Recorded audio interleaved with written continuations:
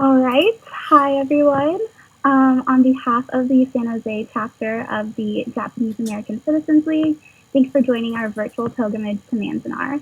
My name is Melanie Shojinaga, and I will be co-hosting this program with Madison Kenichi. Hi. Maddie and I are just two of the planning committee members for this virtual pilgrimage. Our other members include San Jose we also have Susan Yuen, who deserves the world for figuring out all of the tech issues with Zoom in order to provide the program to everyone. We'd also like to show appreciation to our Manzanar ambassadors, Aaron, Sammy, and Naspreet, as well as our other friends and other JCLs who kindly volunteered to be small group facilitators. We'd also like to thank Japantown Community TV for recording our program and making it available later. Last year, the San Jose JACL offered its first pilgrimage to Manzanar to our local community, and we were really excited to embark on our second pilgrimage, but we had to change our plans due to COVID-19. We decided, though, that the virus wasn't going to stop us and that we wanted to keep the pilgrimage alive through Zoom. So we're excited today to offer this free virtual pilgrimage to everybody. Many of the presenters today were originally signed up for our regular journey to Manzanar, and so we're so lucky to have them involved today. We cannot emphasize how shocked and appreciative and kind of scared we are that so many people are interested in our virtual pilgrimage. We were constantly checking the number of registered people and reading all of the wonderful comments you guys left in your registration form. It was a great reminder that this part of our collective history needs to be remembered even when we're sheltering in place. I really thought it was going to just be my family logging on, so it's a great surprise to have over 800 people registered for our event. We needed to buy the Zoom upgrade actually to allow this many people to join, so shameless plug, we are selling t-shirts to cover the cost of the Zoom upgrade. To get a sense of where everyone is from, we'd like for everyone, if you're comfortable, to tell us what city you're joining us from by putting it into the chat right now. Nice. From the registration forms, we know that 39 United States are involved. People from all over the country are coming in, as well as people from other countries like Australia, Canada, China, Costa Rica, Germany, Ireland, Japan, and Spain. It's pretty crazy. So I'd like to quickly go over the agenda for today. There will be 4 different sessions, which each last 45 minutes, as well as an optional after-dinner program for small group discussions. We'll take a few minutes in between each session to prepare the next set of panelists, so please hang tight during the transitions. The panelists will not be able to see or hear you, so the best way to communicate your questions to them will be to use the Q&A feature at the bottom of your screen. If you like a question that someone else has written and you want to support it, you can thumbs up it. We'll also ask for your participation using the polling feature, and we're going to actually kind of practice right now by having you respond to 3 different polling questions. So you should see that pop up on your screen. Nice. So the questions will be, what is your age? And you'll click which age range you fall in. And then on a scale of 1 to 5, how knowledgeable are you about the Japanese American World War II incarceration? And the final question is, what is your favorite potluck item? It looks like Sammy Subi is winning for the potluck. Okay, so Maddie and I will be monitoring the chat and we will help get your questions answered. We completely understand if you can only attend part of the virtual pilgrimage, but we hope you can join us for the entire program. By the end of tonight, we hope you internalize what you've learned here and take action in any way that you can to fight against camps, cages, and injustice in our San Jose community and beyond. The poll results are done. It looks like we actually, the biggest chunk is the 65 to 75 group. Very cool. Very cool. Most people are ranking a 4 on the scale of 1 to 10 for how knowledgeable you are about the JA incarceration. And the favorite potluck item is family food. Nice. That's what I know for 2. That's great. I love it. I am going to drop the link to the t-shirt sales. So if anyone would like to buy a t-shirt and help support us, that would be awesome. So I'll leave it in the chat and then you guys can can go there and check it out. All right, so thanks for participating in the polls. We'll get started with the actual program now. Without further ado, I'm super excited to introduce artists Tamiko Thiel and Zara Houshmand. These two amazing ladies are the creators of the Beyond Manzanar virtual reality art exhibit, and we're super lucky to have them kick off this virtual pilgrimage with a guided tour of their art. They created this piece back in 2000, and it's currently on display at the San Jose Museum of Art. This piece will transport us to Manzanar, and it draws parallels between the mass incarceration of Japanese Americans and recent issues of racism, Islamophobia, and hate-mongering, with a focus on the Iranian American experience during the hostage crisis of 1979 to 81. So again, if you have any questions, please use the Q&A feature, and I will turn it over to our artists.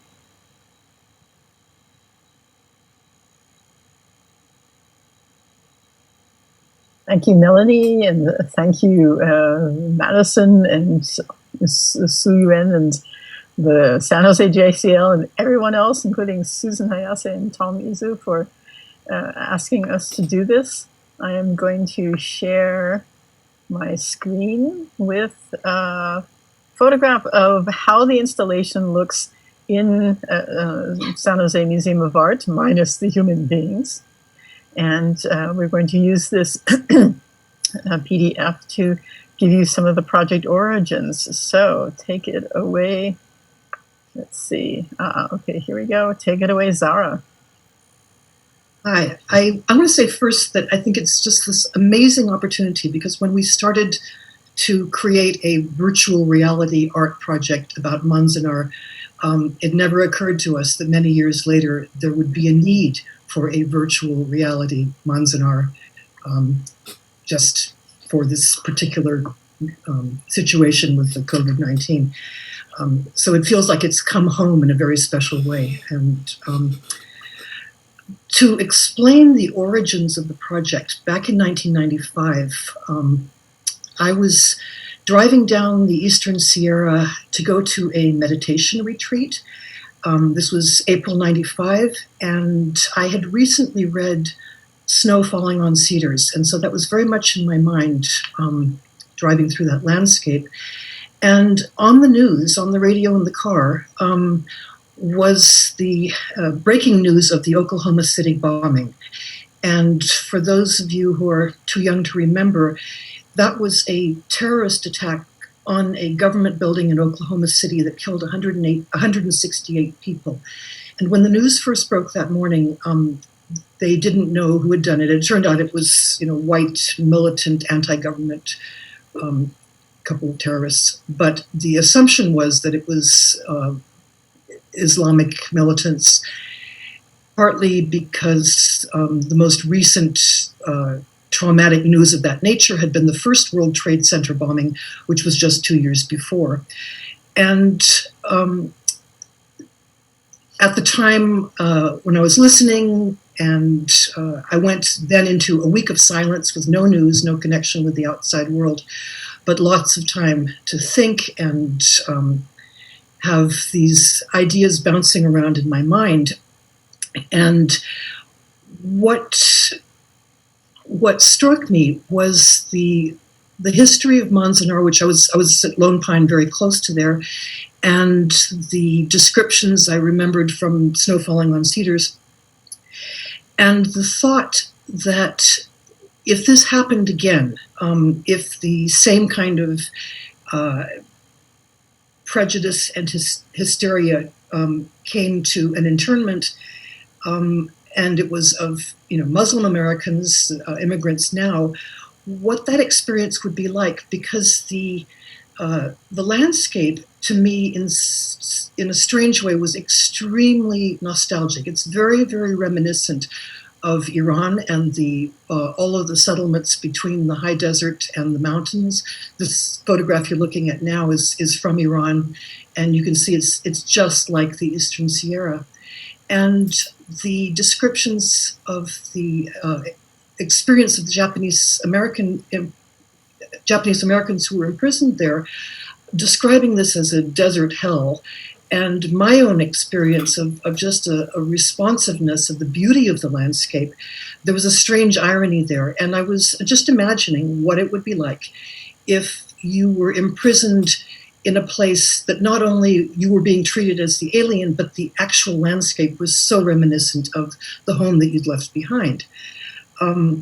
And afterwards, I spent some time walking around at Manzanar on my way back and just pondering this. And then when I got back to San Francisco, I talked to Tamiko, we were working together at a virtual reality company, and explained to her what I had experienced. But one of the things that I mentioned was how the remains of the grid of roads that were in the camp reminded me very much of the experience of Iranian gardens that were built out into the desert, walled gardens, which were built on a similar kind of grid. And so the sense of a grid pattern between the mountains and the desert, and I mentioned that the gardens were called paradis, which is the same word as paradise, because they're representations of heaven.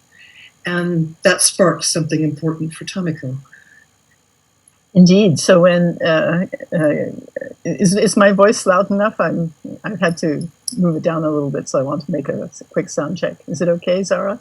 It's fine. Yeah. Okay, great. So when Zara came back to San Francisco, as she mentioned, we were both working at this company, Worlds Incorporated, that was one of the first companies to do virtual reality worlds that could run on normal PCs instead of very expensive workstation.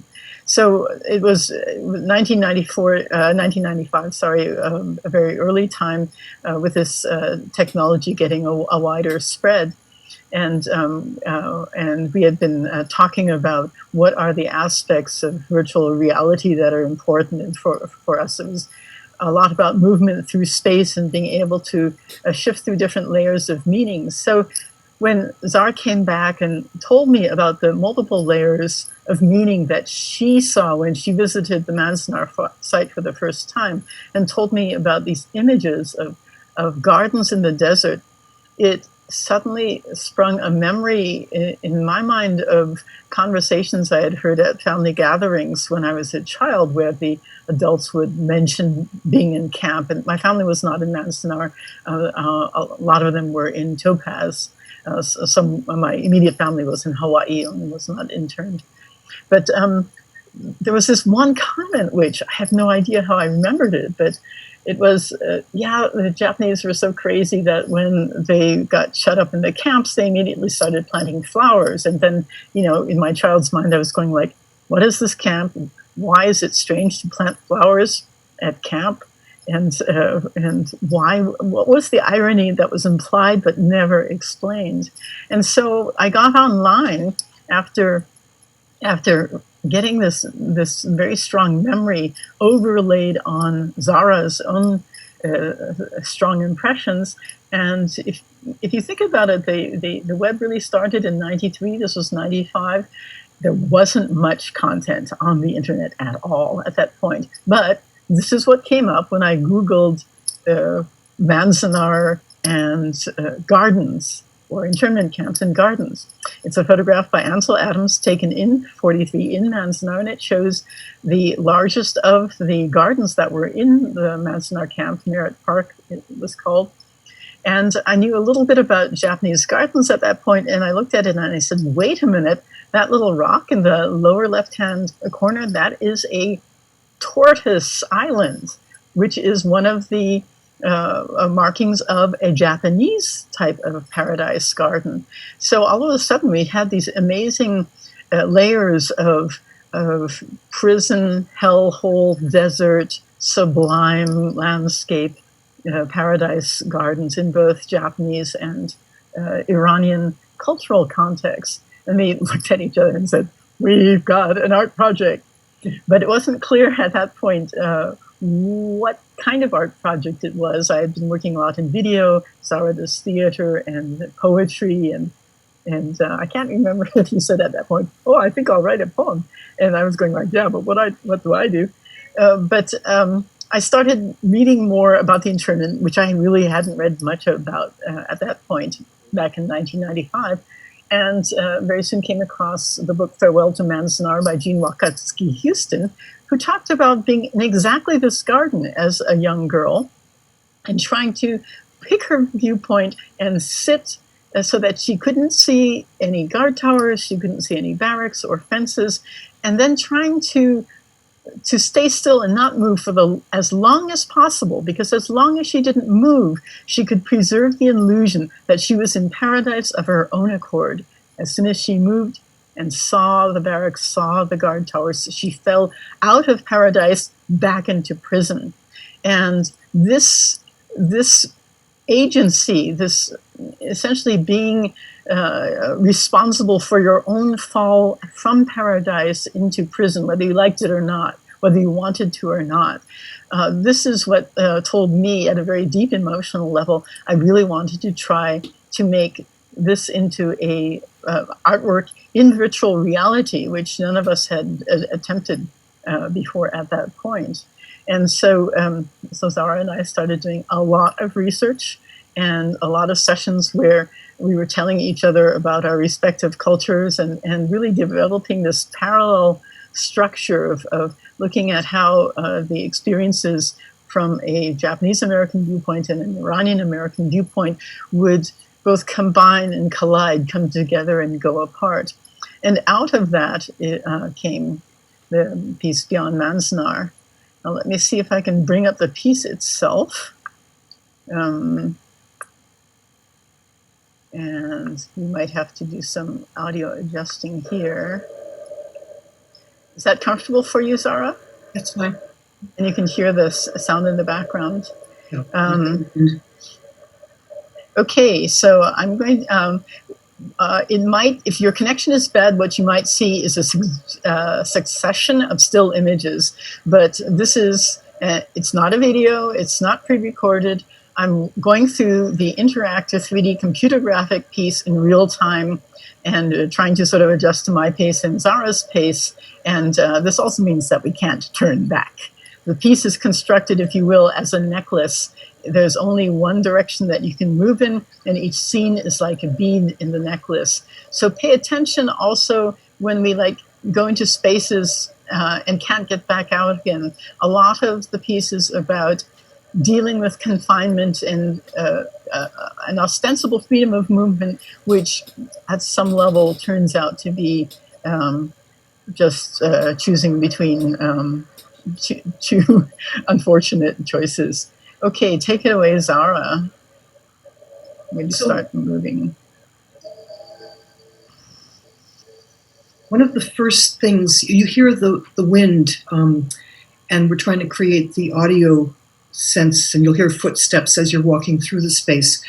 But the very first external sound you hear is this call to prayer, the azan, the Muslim call to prayer. And it's subtle, but one of the big challenges of creating the piece together was how to balance the historical reality with the imagined what if, and not to, because we were going off into a kind of imagined case of the Iranian imprisonment in this space. But I didn't want to devalue the historical reality. At the same time, we didn't want to be confined to just creating a documentary. So starting with the call to prayer is a subtle way of signaling that we're going to be dealing with a dual reality here. You see that in the sky, that articles from the time of the war fade in and fade out. So we're trapped not only by the guard towers and by the fence. And notice the fence only jumps up when you get near it. So you're standing in the middle and you think, I can just walk out of here. It's a beautiful landscape. I can just go up to the mountains. But when you come closer to the fence, you realize you are actually trapped. And a lot of people who try out the piece actually try and get through. But you cannot get through. But we've put if you will, a voice, a narrative voice, onto the fence itself, what we call fence poems.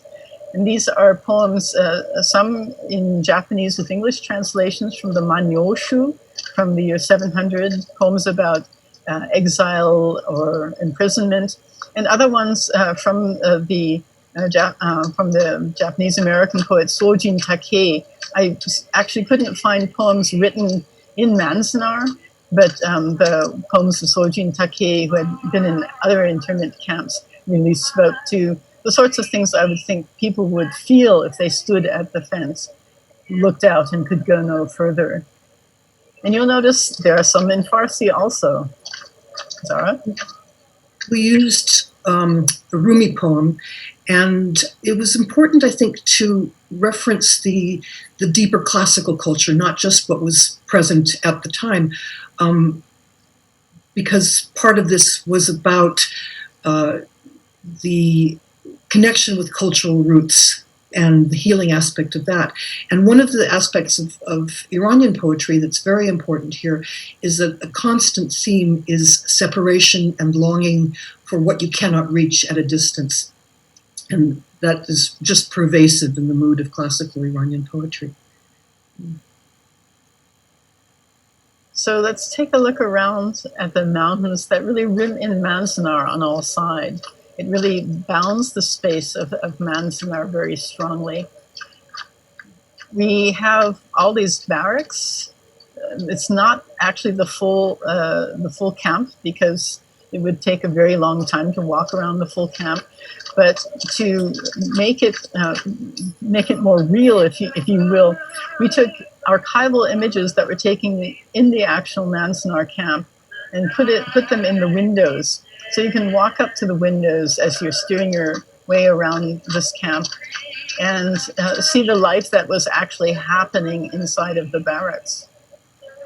When you come near to the barracks, you also hear a voice. That's actually Mary Nomura, the songbird of Manzanar, who wrote these poems in the Manzanar camp and also recorded them and sent them to her fiancé, who had already left the camp at that point. So you're in the middle of the space. You can hear the wind, you can hear the footsteps. When you go closer to the barracks, you can hear the voice, you can see the people inside. You can enter one of the barracks, and actually, I'll tell you a secret, all of the contents are the same. We are going to the next bead in the string. You might have heard that the door slammed shut behind us. So now we're trapped inside what seemed to be an empty barracks, but is actually full of ghosts.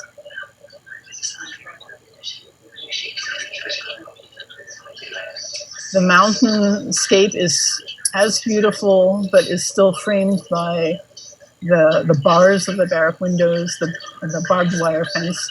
And the only way out seems to be into this Japanese room. And people did, I read, create Japanese rooms in some of the barracks. And we're looking through the shoji into that black and white photograph of John Manzanar's garden taken by Ansel Adams. When we enter that room, the space is transformed around us in a way that really only virtual reality can do.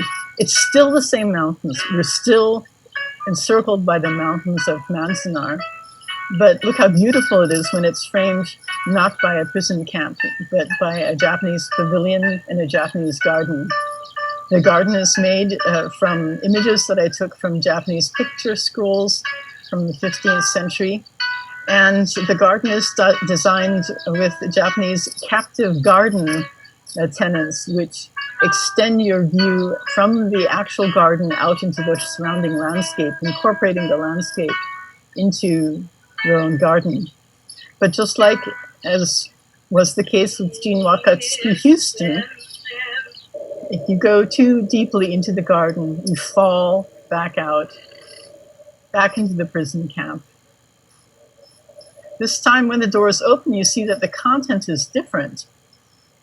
If you go inside now, this is what we call our American dream sequence.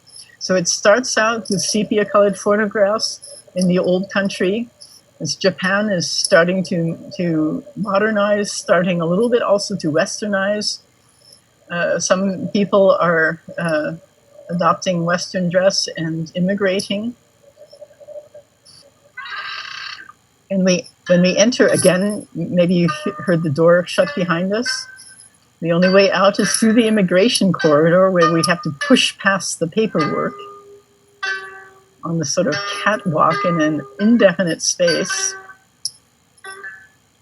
And these are all documents that I found in family archives. The voice you hear is again Mary Nomura. That's her photograph ahead of us as I think a 13-year-old girl. And this room is filled with images of Japanese Americans westernizing, Christianizing, trying to adapt, trying to integrate. And some of these photographs, because I had access to many more photographs of my family than trying to get photographs of other people from when I was living in Munich. This is my family that was living in the Sunnyvale, Cupertino area, and my grandfather, who was a young pastor at the Wesley United Memorial Church, where they got married.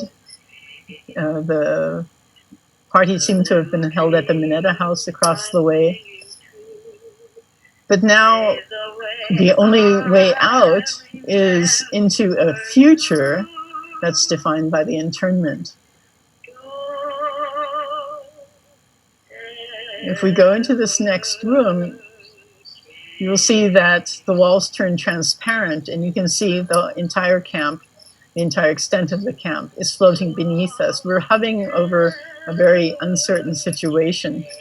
As the young Nisei try to keep on being the good Americans they were raised as, the jive bombers playing their favorite song, Don't Fence Me In, kids playing baseball, and then my favorite photograph of all time, a real photograph from the Manzanar camp, school kids dressing up as Revolutionary War heroes who fought for liberty and justice for all. On the other side, you see photographs of some of the Japanese Americans who went to war for the USA, helped liberate Dachau concentration camp in Germany as their own parents were behind bars. And now you see we're going from the sepia into the black and white into the color. We're coming into the 70s. And let me take a little excursion. I'm sorry? A totally different reality here, where we're trying to show how the Iranian American experience in some ways mirrors the Japanese American experience. And we chose to focus on the hostage crisis in the late 70s because that drove a huge wave of immigration from Iran during the Iranian Revolution. But it was also, again, for those of you who are too young to remember, the American embassy in Tehran was seized by revolutionary students, and the 52 American staff members there were held hostage for 444 days. And that became a prolonged media circus that was ginning up hatred against Iranians in the US, against Muslims generally, and just it provoked waves of hate crimes. And so we do the same kind of thing with referencing the headlines. There was an article we found, Senator Hayakawa was actually suggesting that Iranian Americans also be interned, as the Japanese Americans have been. Fortunately, that didn't happen, but it was a real threat. And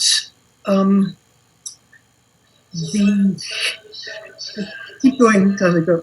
Okay. Okay. So we're referencing the newspaper headlines in the same way that we did with the headlines in the sky, and then backtracking or mirroring the same path into the American dream experience. And again, I used photographs from my family and friends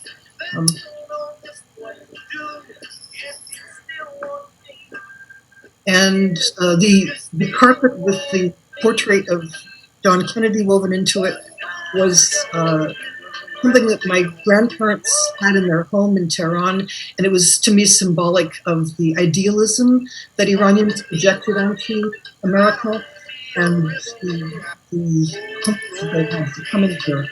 So families turn these photographs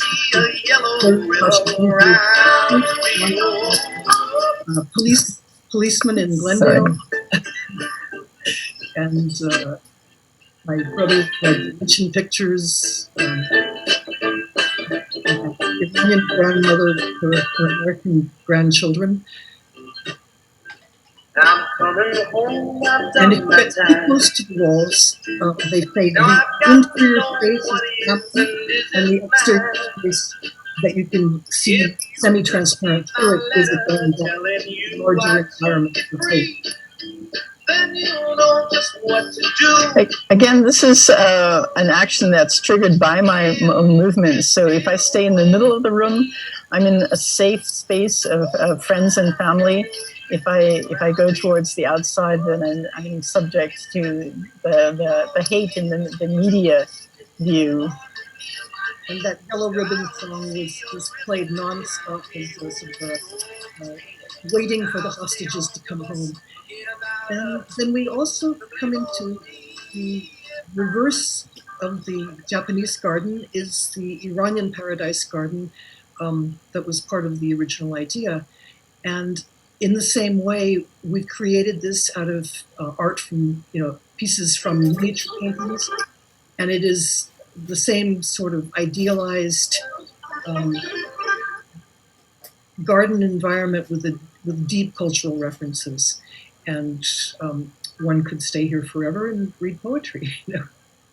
But if you keep going and you go too far, just as you dropped out of the Japanese garden into the prison camp, here, when you go too far into the Iranian garden, you drop out into a different thing entirely. You lose control of the joystick and it's taken away from you, and it becomes almost like a video game, war game, with reference to the Owens Air Force Base where the fighter planes are taking off very close to Manzanar, and the threat of war that's become part of the Iranian American relationship. And then finally you come to a poem which is read by a Shinto priest that we worked with in Japan during a residency. I'll let Tamiko explain what he's doing. Yeah, Zara Houshmand told us that it doesn't matter in what language you write a poem, because of course the gods can understand all language, but they're especially sensitive to the way Norito is recited. So he recites this poem that was written by Zara in the form of Norito, but in English. And he said, just as a Tibetan prayer flag flapping in the breeze will send its a poem to the heavens, just as a prayer wheel by its motion will send a prayer to the heavens. This motion through the space of the virtual Manzanar, every time we show the piece, will also send this poem to the heavens, so that the gods will look down, see what happened in Manzanar, and hopefully help these poor humans to understand that it should not, may not, must not repeat. And because it's hard for us to understand the Norito style, and it's also hard to read the poem as we're talking, I'll read it again in English. Mandala at Manzanar. Hold on, I'm sorry, just a second. Damn it.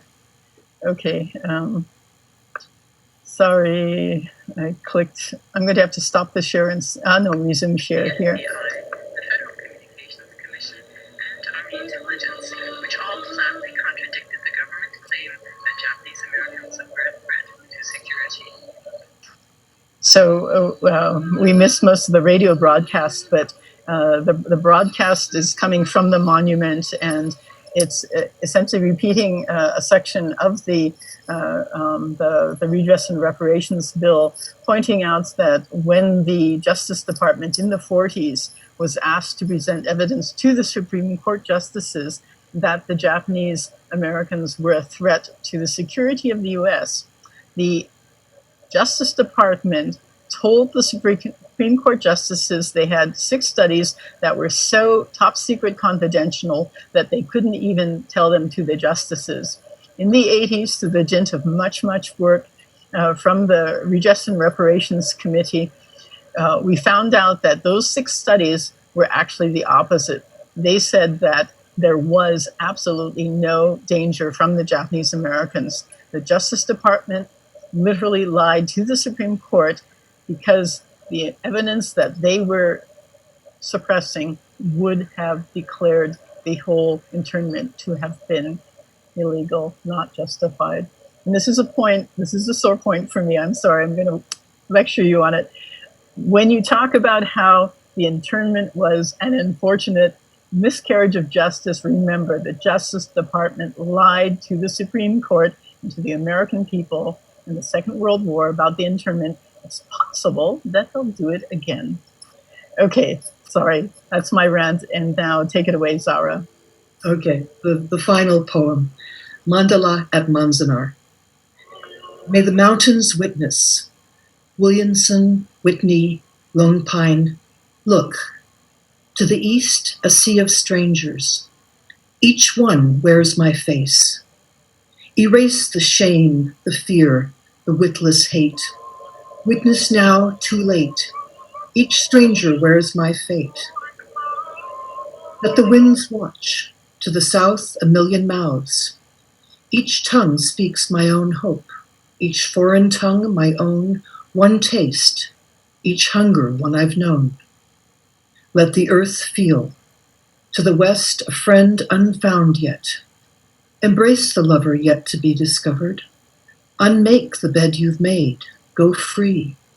How like you is the other, simply see. May the sky see, to the north a need so endless deep that only one whole heart can offer ever to console or feed. Then offer this one, ever watchful, never to repeat.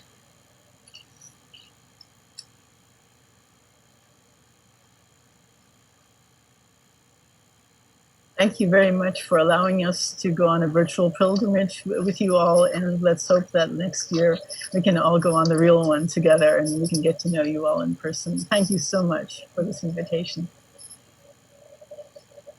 Thanks both of you guys so much. Now we have some time for some questions. If anybody would like to ask Zara or Tamiko anything, please enter it into the Q&A section. Hi, Dawn. We're getting a lot of feedback in the chat that everybody really liked your presentation. Tamiko, can you see the question in the Q&A from Melissa Chang? No. It says the Japanese room. Is there a photo of the actual view? I'm not sure which Japanese room you mean, but well, there is only well, I guess there's actually 2 Japanese rooms. That was both those rooms I constructed, and I don't think I actually ever saw a photograph of a Japanese room in the Manzanar barracks. Remember that cameras were actually illegal, and that loosened up at some point. But I read a description somewhere that talked about having a room with tatami where someone was giving, I think, maybe dance or music lessons or so. I cannot remember what book that was in, but it left an impression. There's another question from Rero Wright. The graphics at the time you created this work must have been challenging. Can you speak to that? Hi, Rero. I'm glad you made it from Australia. It was very challenging, and this is actually an update that you see. Not all of the images, but for instance, the images through the windows of the barracks I was able to update in 2017. So back in the mid-late 90s, when we were building this, basically everything had to be about 256 by 256, and if you actually look at things are kind of pixelated, but given that they're also old archival photographs, and given that we wanted sort of a shabby, rundown atmosphere in Manzanar, I think it fits pretty well. So in 2017, the piece was bought by the first edition was bought by the San Jose Museum of Art back in 2002, and then in 2017, I updated it. They were able to purchase a new Windows 10 computer. If you get a chance to go into the San Jose Museum of Art, it's the exhibit is ostensibly up until the 9th of August. Of course, we don't know will it be open before that at all. But if you go and see it, then it runs. It's almost filmic how wonderfully it runs, and probably what you're seeing here is a quite jittery version of it. So I was very delighted to see how it survived. It's a 20-year-old virtual reality piece that still works, and that is very unusual. There's a related question. Are there plans to make this experience available on VR devices like the Oculus? It does run on the Oculus, but we built it with a lot of 2D imagery because of the restrictions of that time. But it turns out, I'm working a lot with the stereo headsets. I've got two different Oculus and the Vive, so I'm used to running around in virtual reality.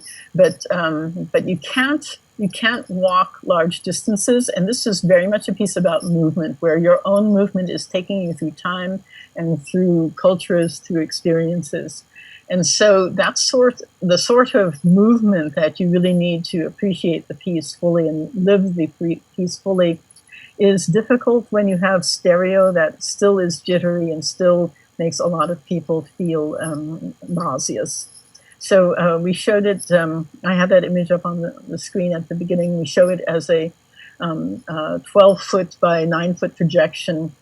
You're close enough to the screen so it fills your peripheral. You've got a very simple joystick that you use to direct your path through the piece. And I still think that actually is a much better way to present it than in a stereo headset, especially because you can then watch it with a group.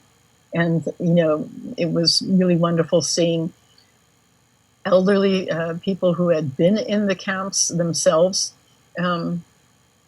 taking their grandchildren through. The grandkids run off and grab the joystick and run around to the camp.